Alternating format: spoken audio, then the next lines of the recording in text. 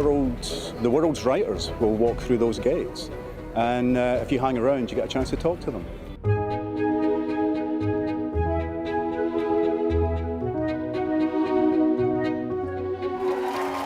I'm interested in conversations that deal with things that matter, but real, how do we live our lives?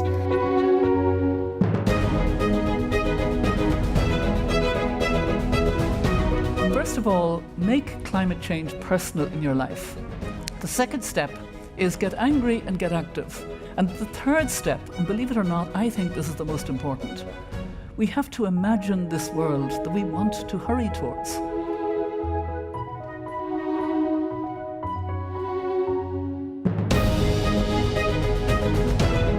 It's about kindness is looking at people as people and not as I voted this, I do this, whatever it is. There are some people we will never get along with, but most of us are a complex mass of different things.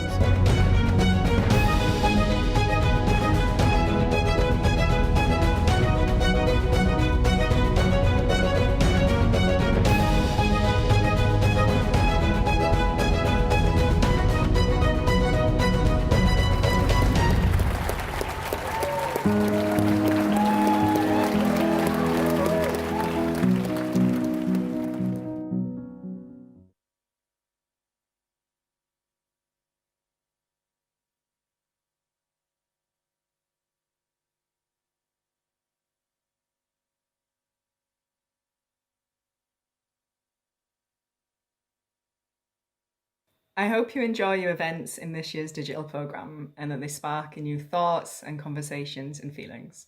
All the things that a good book should do and all the things that a wonderful book festival like Edinburgh International Book Festival does too. It's a book festival that's really dear to my heart. It's one of the first festivals I attended as a new author. I was part of their Outriders Africa programme, and every year returning to it feels a little bit like coming back to a literary home. It's such a pleasure to see them going online this year, and I'm so excited for the future of Edinburgh International Book Festival.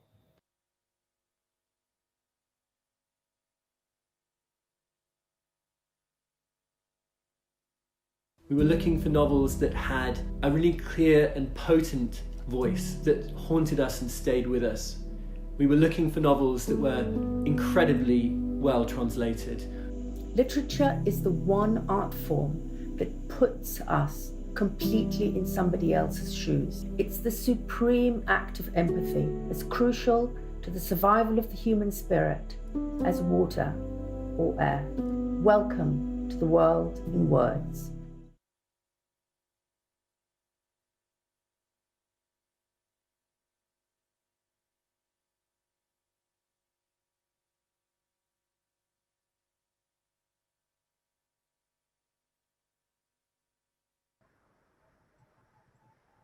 Welcome to the Edinburgh International Book Festival.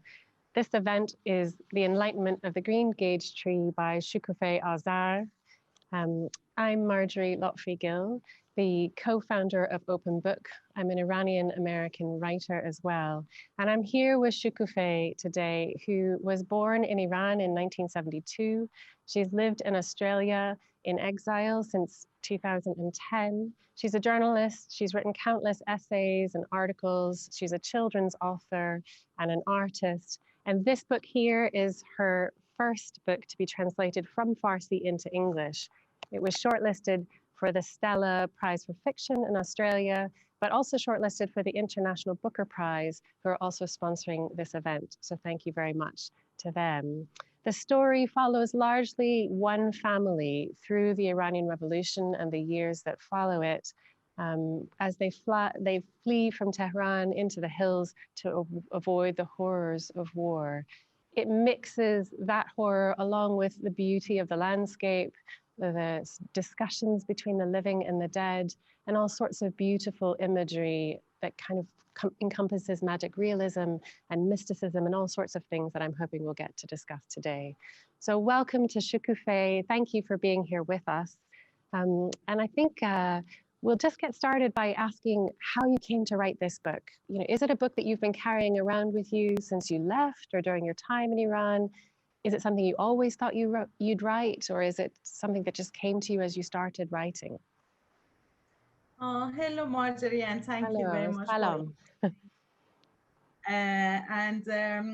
in regard to your question, so I always want to be a writer as a child, and then also in same time I had chance to live in a heart of a forest in northern Iran, and in same time I loved people believes, ordinary people believes, Iranian believes about the supernatural creatures, Iranian mythology, and also, and then when I became a journalist, later when I was young, I was, I was after finishing my university. So I discovered that I also love politics and facts and documentaries. And so when I want to write this novel, I collected all of this, my favorite subject, and brought in one dish, in one novel.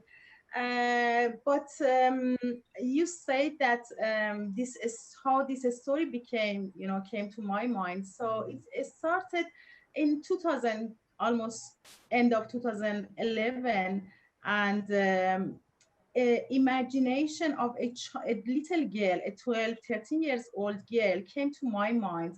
And for 6 months, she was stuck in my head. And all the time, whenever I went, I saw her, or I saw her that she come to me and look at me silently without talking. And suddenly, one day, finally, I became so angry, and I said, okay, let's sit and see what she want to tell to me.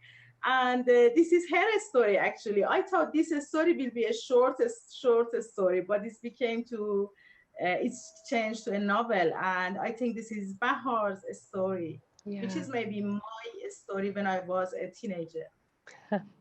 Okay. And yeah, I wanted to ask you how you chose her. And I don't think it's giving anything away because we learned fairly early on in the story that she's died. So it's a story of a young girl. And at first we hear her story and then we realize she's passed away. How did you decide to give the voice to someone who isn't living anymore? Yes, so first of all, technically, I wanted a narrator who see everything, Yeah. who can be everywhere, and but in same time is one of a character, not just a voice. I didn't want to my narrator be just a voice. I want to be a character inside of my Okay. story, but in same time be able to see everything and hear everything. So uh, in the first 50, 70, pages when I wrote, I felt that Bahar is great for this position, but she's alive and she cannot doing this. And at the same time, I heard lots of story about people who killed unwantedly during the Islamic Revolution. So many people, many emotional people who want this regime, and they've been so happy of doing this revolution. They attacked houses, they attack, banks, they attack many places. As we see nowadays, even in the, all revolution, we see this kind of chaos. And many innocent people died in this kind of, activities, revolution and chaos. So Bahar was also, just one of them. It should represent innocent people who just died unwantedly during of the first few days of revolution. Yeah, I should say I remember that myself, family members, other friends who disappeared or died in those heady first days. Yeah. And also, it seems a really strange thing in the story, but it's really common. And even that escape to the forest, the family decides to take off because Exactly. And usually we don't have official news about them. We don't have documentary about them. They are just verbal story that we hear, especially in the country like Iran, that verbal culture, oral culture is very strong. So we have lots of story that we can hear, but we never read anywhere. So I yeah. thought maybe it's a good situation, a good decision actually to bring this kind of oral story on base of true story to the written book. And here's the question, because she becomes the narrator and she tells us the story of she's not the only dead person in the book who's got a story and who is effectively having a life. And in many places, for me, the dead have a more interesting life than the living. You know, they have more powers, they have more joy in some ways. I don't know if joy is the right word. Were you trying to give them back something? Were you trying to give them back what they lost? Or were you, I wondered at times whether it was a form of grieving, you know, to give them their lives in a way. I don't know if that was something that you decided to do. Yeah, maybe. And also, you know, I was very, I love my father also. So my father was a kind of, you know, a very educated and kind of people who were against of Islamic Revolution since this regime started. And I also wanted to say that these people had lots of story. We never heard them. We never had chance to read about them, because censorship in Iran is so strong that anything against of this regime has no any chance to be published.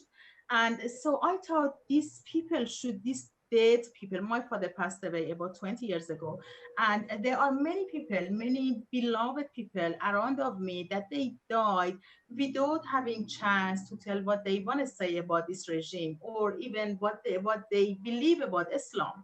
So I thought that I should give voice to these dead people.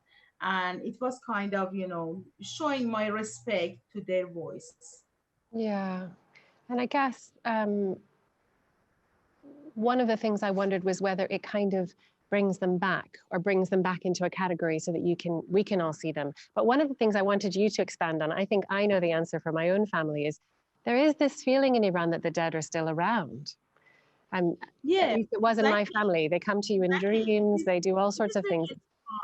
Yeah, that, you know, that is very important things. That is closer than our neck vein. You know, in Iran, we usually say this, that, you know, every day you wake up, you don't know what will happen in your, you know, next hour. So I personally experienced that few times in my life. When I came to Australia by boat, 5 days in the ocean, with in roofless, you know, asylum seekers boats, and in the, you know, stormy ocean, it was so scary.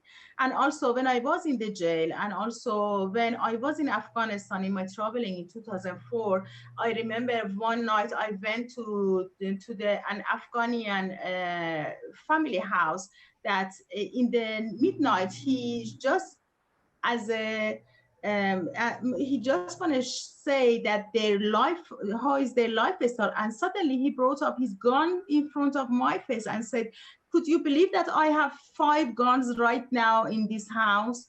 So I faced that many times, and so and I think it's very easy for us to die, and every day that we are alive is like, you know, miracle. And so as much as we appreciate life, we should think of this. And, you know, in Iranian culture, we respect dead people. And also we all the time think they are around of us. And I don't think it's just about us. It's about, I think, everybody in the world. You know, we when we love someone, we think of them. And when we think of them, we feel them. And it is funny if I tell you, even sometimes I feel I smell my father's tobaccos while he passed away 80 years ago. So yes, and it is in our mythology, in literature, there are tons of stories about this. In mythology, we have Sohrab, we have Siavash, we have Rostam, we have Farhad, you know, very important literary icons and mythology icons that they died. So I believe that if I want to be a narrator of our culture, my culture, Iranian culture, I should consider all of this. Yeah, and it's not as unusual as it might feel to a Western reader. It's definitely part of the day-to-day. I remember as a little girl, my father saying, you know, if I'd had a dream about a car accident, he would say, okay, we won't drive today, because it's just very much people, someone comes and says something to you in a dream and you have to listen. You know, it's completely different, and maybe different than we might see it now. Yeah, that's right. It's probably different too. I wanted to ask about it because it's different than the way we might think of Iran at the moment. Because, you know, with Islam and the news coming out of Iran, it's a completely different thing than we would hear than this kind of mythological, mystic feel. But I think it's Yeah, still very much part of the culture.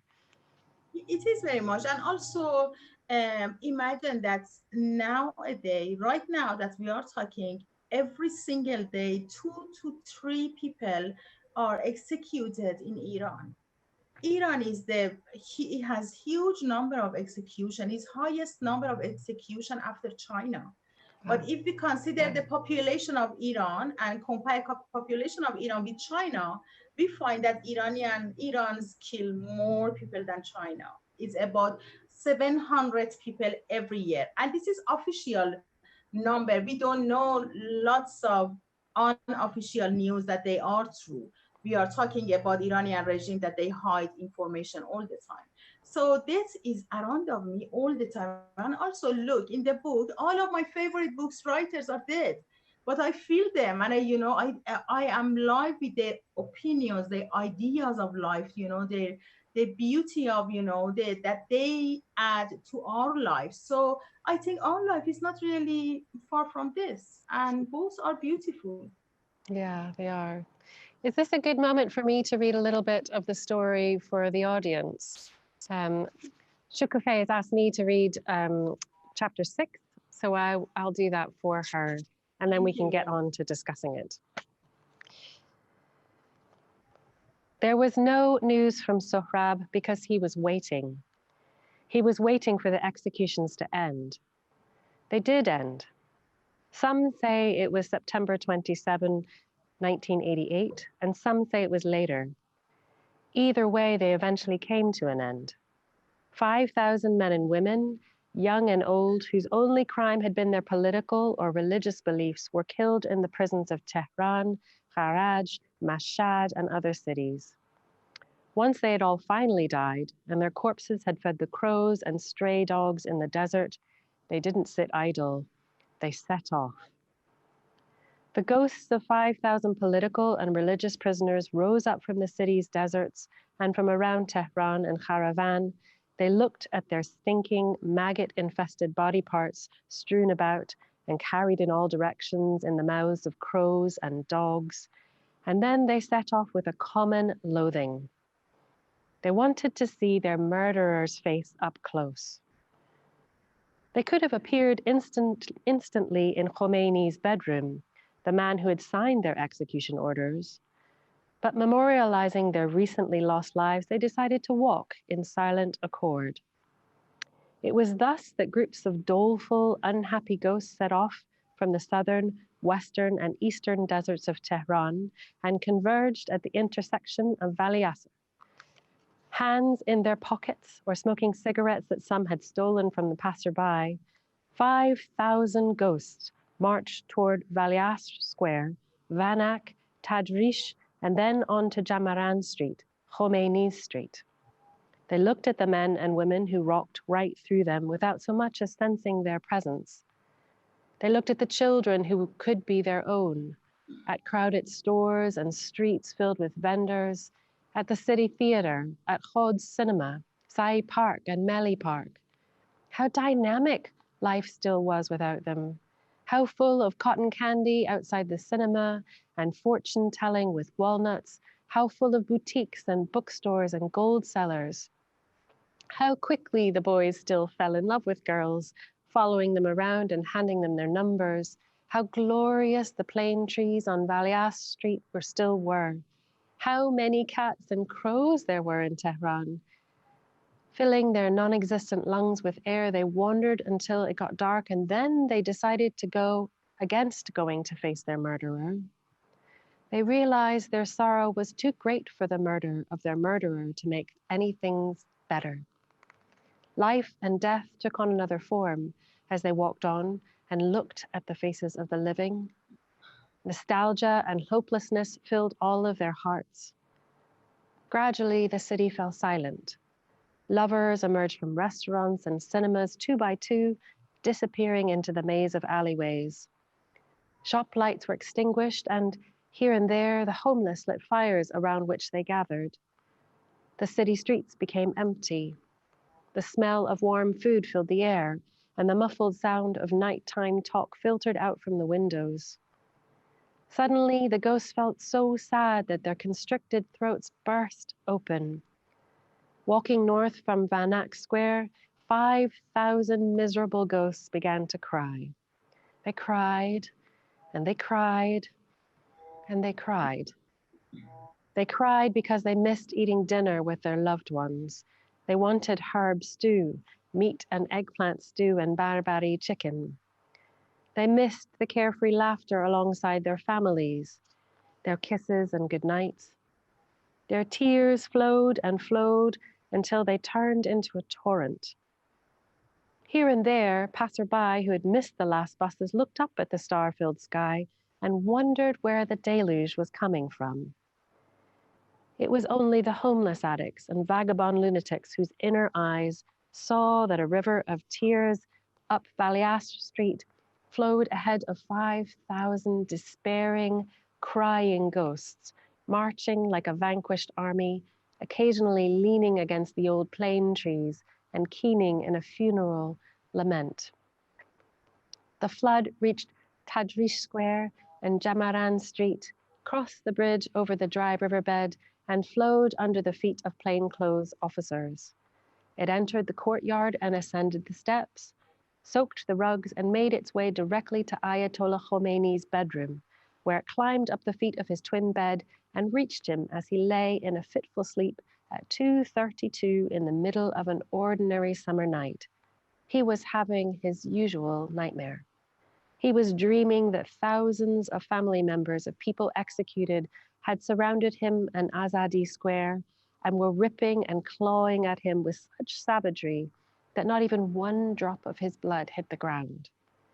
He awoke with a fright and felt the stickiness of his sweat on his fingers, toes, and temples. He rolled over, scratched his long, bushy beard, and when he saw that his baggy shirt, mattress, and pillow were wet, he sat up with a start. He was afraid it was his own blood that had made everything so wet and slimy. He stuck his finger in the moistness and brought it to his tongue. It was salty and slightly viscous. It didn't taste like blood. It tasted like tears. Frightened, he got out of bed and put his decrepit 80-year-old feet on the wet carpet and sunk into it up to his ankles. He groped around for the light switch and flicked it on. He then saw that his room was submerged in tears. His heart constricted with fear of death, and he let out a terrifying scream, sending the guards into a panic, bringing the termites who were gnawing away at the wooden ceiling to a standstill, and giving fright to some sleepy Eurasian-collared doves. 8 usually indolent guards jumped up and rushed into the house with weapons loaded and followed the flow of tears from Ruhollah Khomeini's room all the way to Van Eyck Square, next to the maze of alleyways where the addicts and homeless had fallen asleep under the house windows with the lingering smell of warm dinners.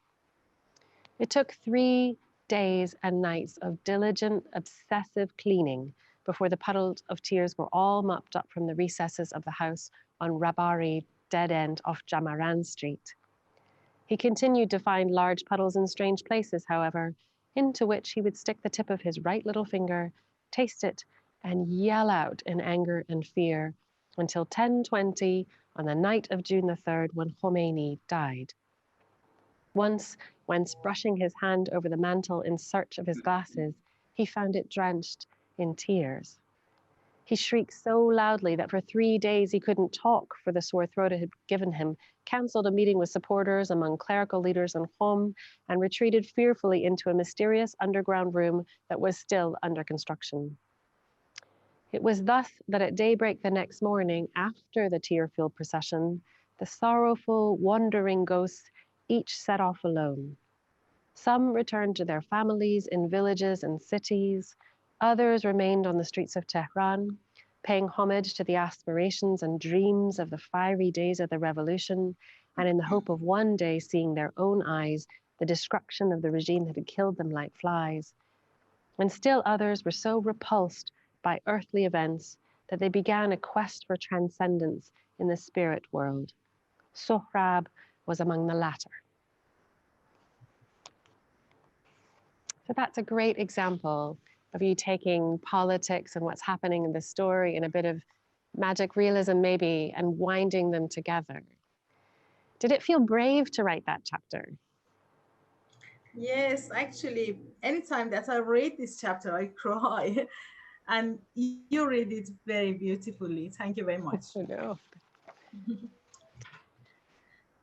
So, as I said, yes, this is everywhere, and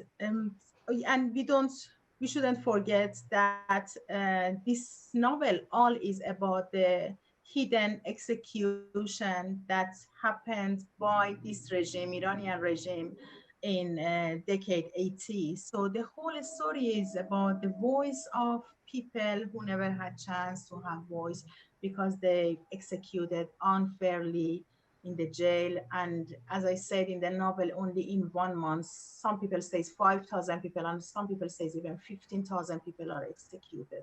And youngest of them being something like 10, 11 years old, until, people like 60, 70, 80, 90 years old, just because their political views were different of this regime.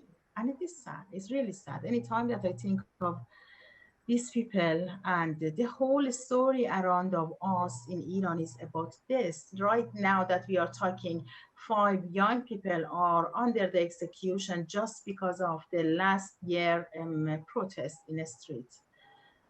Yeah. And one of the things that's interesting is that it brings up this question of who disappears and who decides. You say in the story that quite often the people, including Sohrab, they don't even know what they've done. Often it's just holding a pamphlet or reading something that you're not supposed to read. So what you do, I think, beautifully is bring in that sense of fear that surrounds the life in Tehran, and the family, the idea that this family goes off to the hills, the forest, to try and escape that. But even then they can't escape it. It eventually gets there as well. And what it does to a culture to live under that kind of fear. Yeah, exactly. Yeah, this is what I want to say actually, that, this regime took every ways that we want to take a breath. We can breathe in Iran. If you think, if you are a thinker, if you are an artist, if you are a journalist, if you are even if you want to just provide simple, secure life in Iran, and you are, for example, a worker, a labor, you are kind of political issue for this regime, because you need to talk about your rights. And this regime doesn't want anyone to talk about the rights. Laborers, children, women, doesn't matter. No one has any right to talk about their rights. Only the rights should be dictated by the regime to people. It's one way. There is no conversation between regime and people. It's always is order comes from up to down, and people should be silent.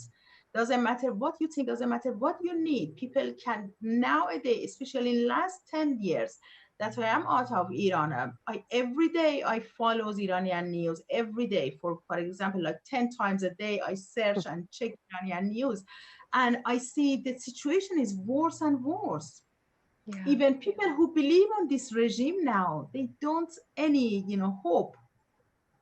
People who wants, for example, to change little bit this regime to 20 years ago we had a green movement. Green movement was huge. I mean, we had what is the word? I've forgotten. In the Khatami time, we thought that we can little bit change this regime to just be able to breathe. Yeah. But they didn't accept that. And 12 years ago, we had a green movement. Again, huge number of people, millions number of people came to a street, and by silence, we had silence protests. Yeah. With all of the, with all of the, respect to this regime, to show, okay, we are all living to this same country. Just listen to us. They don't want to listen. They just arrest us and keep us in the jail for long, long time, or execute people. And horrible, horrible news every day happen. And my novel is just a small story of all of bad things that happen in Iran. But it also does the magical thing of bringing the beautiful things that are happening at the same time. So there's scene after scene of something horrible happening alongside something absolutely beautiful. The image of birds flying, or the image of, you know, when we're talking about a death, we're also talking about what you can see. It's this, for me, it feels like what you're saying is there is still this beautiful life happening. We just don't see it. But do you think in homes and in the way that Rosa in the book, the mother in the book, refuses to go back to Tehran because she doesn't want to cover, you know, she lives a real life in some ways in this forest. Are you telling us that that's happening? You know, that we just don't see it from the outside? Kind of.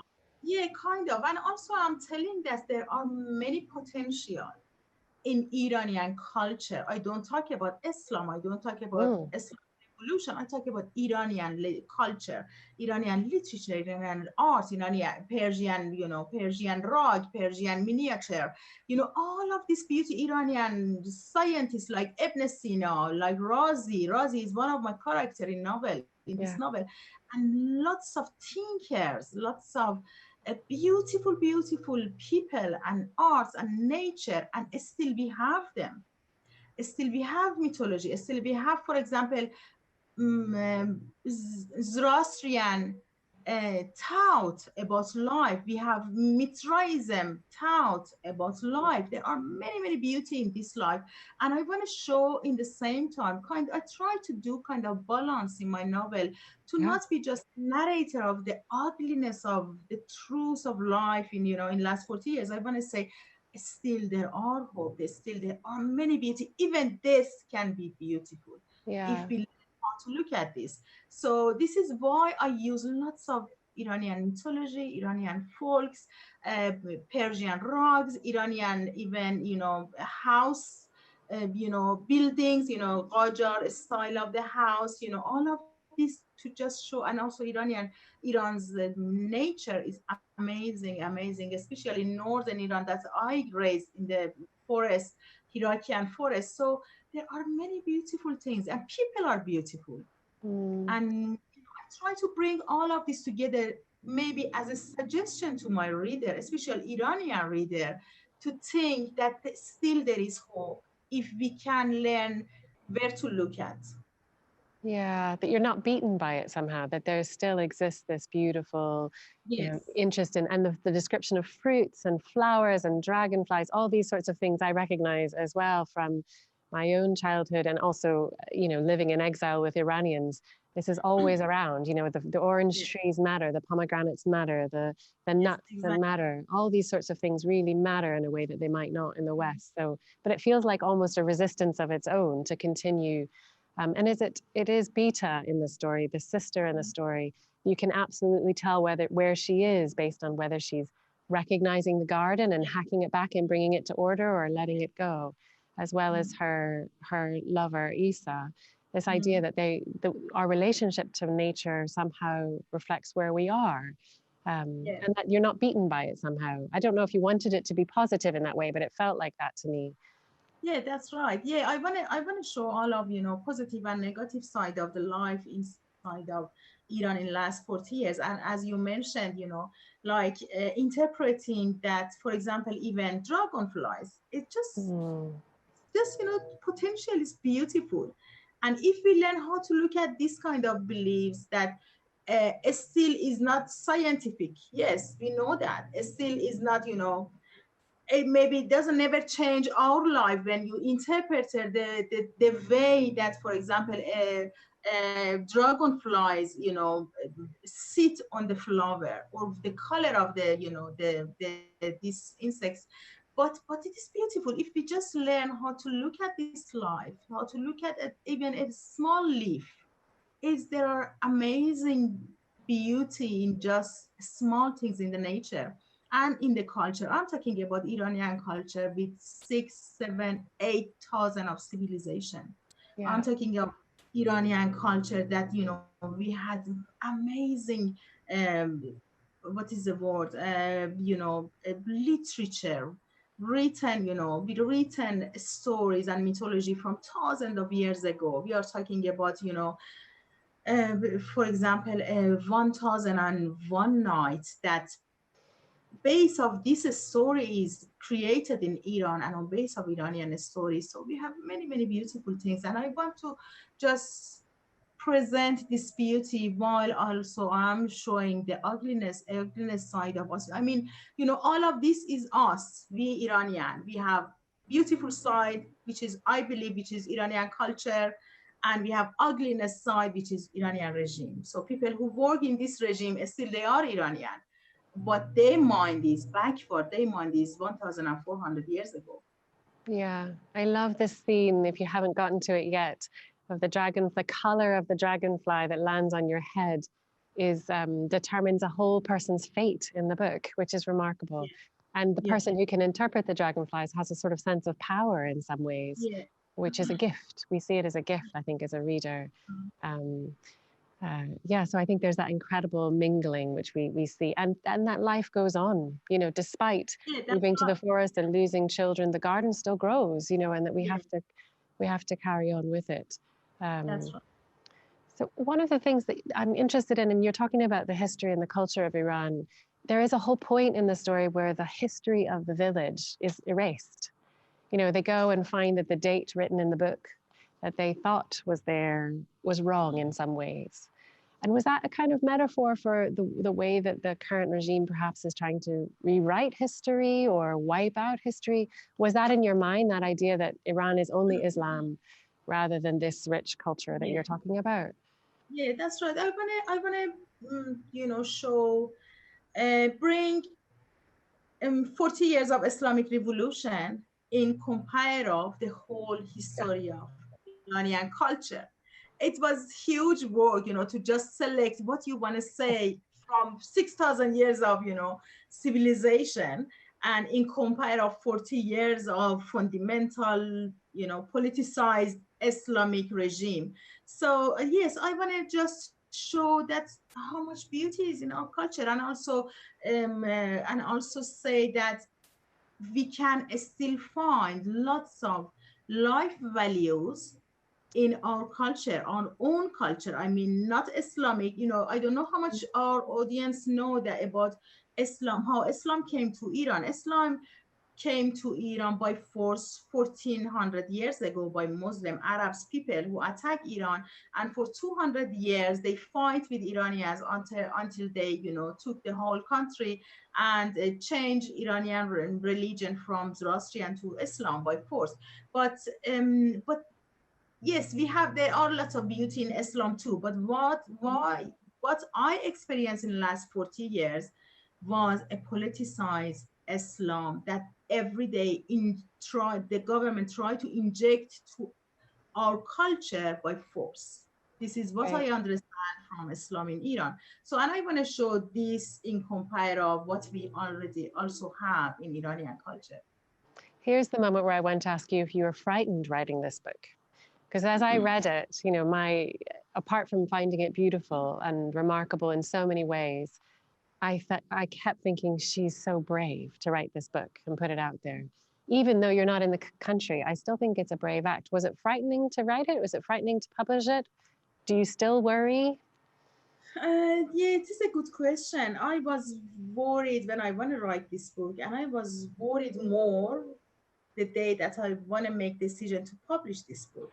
And I remember that I had a long conversation with my mother and my sister and my best friend in Iran, that all of them said, just don't publish it, because it's against everything, you know, that this regime tried to hide. And this regime is famous in the world because of their terrorist attacks, you know. And also we know what Iranian leader Khomeini, who is one of my characters in my novel, how he made fatwa for Salman Rushdie because of his book. So yeah, we are talking about a dangerous regime. We are talking about a dangerous regime that they kill people like killing a fly. Yeah. So yeah, so dangerous and risk is always around of me, but in same time I feel safe because I'm living in Australia, and I feel secure here, and also I feel I am, for the first time ever since I came to Australia 2010, I feel freedom. we never experienced freedom in society. I mean, yes, I grew up in the farm, in the huge farm, alone with my family, and we had our own freedom in there. But as soon as you took your first step out of your land, I mean, your farm, you should be careful. You should be keep quiet about what you believe about God, Islam, regime, this regime. So we learn how to be quiet in Iran. And then I came here and I said, all of this real and truth is here. They are killing me. Yeah. And I felt Australia gave me this opportunity to touch the freedom and use this freedom to say what's really going on in Iran through the story that on base of our culture or base of our beliefs, and also the beauty of culture. Well, I know before we started, you were saying that the book is published in Iran. So tell us a little bit about that. But I also wanted to ask who the book was for. I mean, did you write it for the Western world so that they get a sense that there is all this other beauty alongside what they're reading in the news? Or did you write it for Iranians in exile to see it? Or did you write it for Iranians in Iran? Were you even thinking about who it was for when you were writing it? And then maybe tell us a little bit about how you can find it in Iran. Yeah, so, I write for all audience who loves literature, and they are, kind of professional literature reader. My favorite reader is the people who, they love to understand about the meaning of life through the literature. And it doesn't matter the background of the reader, Iranian, Western, Eastern, Russian, Chinese, Japanese, it doesn't matter. As long as they understand literature, I think they are my reader. And also I think I imagine or consider my readers, they are a high, educated, or people who read all of the greatest literature books. And this is one of the reasons that always I feel that I should be very critical to my writing. I'm very strict on my writing, and I edit again on my work. So doesn't matter the background of my reader, but the level of their understanding about literature is the main thing that I want. And also, but in another hand, I'm Iranian. I'm talking about Iran. I'm talking about Iran, which is kind of, important part of the Middle East. And my first reader obviously should be Iranian, because the story is about them. I try to be emotional. I try to be, to write the history of emotions of Iranian in the last 40 years. So obviously they should read the first. But in the other hand, I'm living in Western culture, and my audience are Western people. And when I was writing, I remembered, I consider all of these things together to create this novel. But as I said, the most important things for me is the level of the understanding of literature of the reader of my book is the most important. Okay. The second part of your question was about publishing this book underground in Iran. Yes, as I said, so this book is all against everything that Iranian regime tried to hide in the last 40 years. Definitely, this book had never chance to publish officially in Iran. But in 2019, underground publisher, I found an underground publisher and sent the book for them, and they said they sell is huge number, especially after that Booker. The book is shortlisted in the Booker Prize, and it's first time that Iranian read uncensored book, a story about themselves after the Islamic Republic, and this story is published in Iran. So I mean, undergroundly published in Iran, and so I think everything hands together to bring this book for Iranians inside of Iran without censor. And I'm really, really happy for this. Yeah, no, it's wonderful that they can read it as well as us. I just want to spend the last couple of minutes asking about a couple of the characters in the book, because I think we've talked about the politics a bit, but we haven't delved into the magical realism, which is in the book, which you suspend our disbelief beautifully over and over again. But also the characters are really strong. And the main voice is, as you say, Bahar, and a young woman. We hear her sister, we hear the mother, Rosa. But the father for me, and I don't know whether it's because I'm a Persian woman with a Persian father, which is a very specific kind of relationship, I think, has a huge amount of powers. You know, he's the center, he saves a whole village, really. Were you trying to explain that culture, or did it just come naturally? Were you thinking of your own father Yes. in that sense? Yeah, I very much, my father name is Hushang, same as this character, and my mother name is Rosa, same as mother in the story. So I miss them a lot, and my father is very much similar to Hushang. Very much, the person who didn't believe, he was very laik person, secular person, who never believed on a religion, in the way that, believers believe. And he was always critical to politics. And in the same time, he was very independent. And he done in the process of his life, he done what he believed is correct, even when everybody said no, it is wrong. So he was very, kind of very unique character. And this person the character of novel, Hushang, also is, he's very unique. He's very silent. We see that we don't see any talking. He has no any, chance to talk. I didn't give him chance to talk in a story because his act was enough.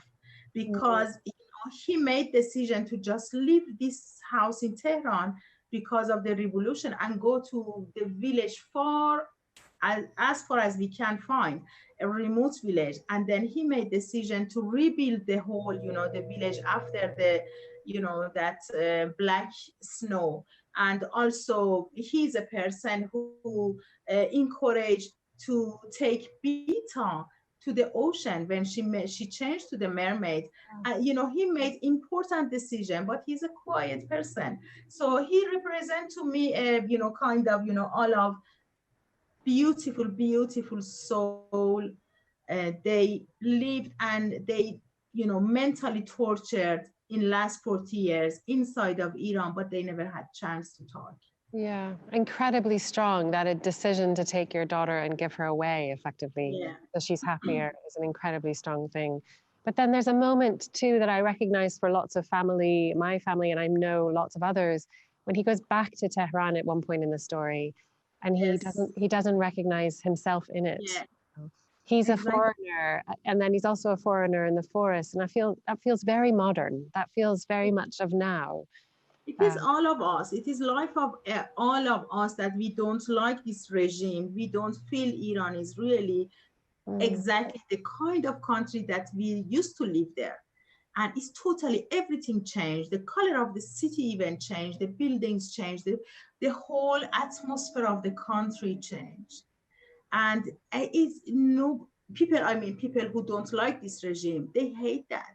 And even if you go to remote village, as we moved to the remote village in northern Iran, but we felt even there, we feel everything is changing. Even village people are changing. We even, as I showed also in my novel, village people change a lot after revolution, because this revolution said I came for poor people and down with rich people. So poor people, village people thought everyone has, for example, even one car, it means they are rich, and they've been against them.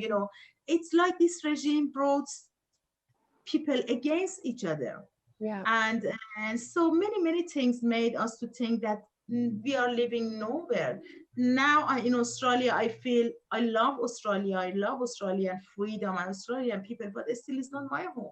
And in Iran, even I don't feel this is my home because of this regime. And also I've been jailed a few times. And so if I back, I go to Evin. I don't go to I can't back to my, to my farm. I love that.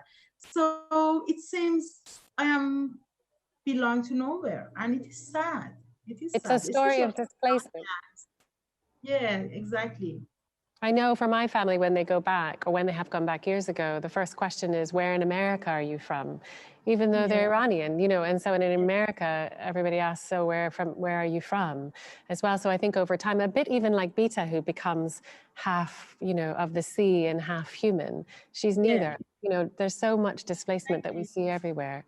It's a really remarkable story.